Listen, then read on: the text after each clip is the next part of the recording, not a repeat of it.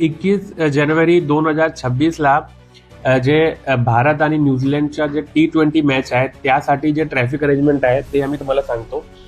आता याच वेळी जे जामठा टी पॉइंट आहे तेथे मोठा कंजेशन होऊ शकतो. त्या अनुषंगाने जे वाहन नागपूरवरून येणार आहे त्यांच्यासाठी इथे एनसीआय कटिंगला ते डायव्हर्जन दिलेलं आहे. ते एनसीआय कटिंगला राईट टर्न घेणार आहे आणि राईट टर्न घेऊन एक मौली नगरी आहे म्हणून आहे तिथून ते लेफ्ट टर्न घेऊन त्यांच्यासाठी पार्किंग उपलब्ध केलेली आहे D1, D2, D3, D4, D5, A आणि B. आणि जे VC मेंबर्स आहेत ते गेट नंबर 13 वरून एंटर होऊ शकतात. याच्यासाठी जे टू व्हीलर साठी एक अन्विता फार्म्स मध्ये पण पार्किंग केलेली आहे. वर्धा आणि तिथून जे येणार आहेत मोठी बोरीवरून त्यांच्यासाठी एक ब्रह्मकुमारीची पार्किंग उपलब्ध केलेली आहे एस पार्किंग. ते तिथून पार्क करून तिथे फीडर बस सर्व्हिसेस पण आहे आणि ते वॉकिंग डिस्टन्सच्या पण आहे. हे छत्रपती चौक ते डोंगरगाव कडे जे जड वाहतूक त्या दिवशी जाणार आहे त्यांना आम्ही थांबवणार आहे काही वेळासाठी.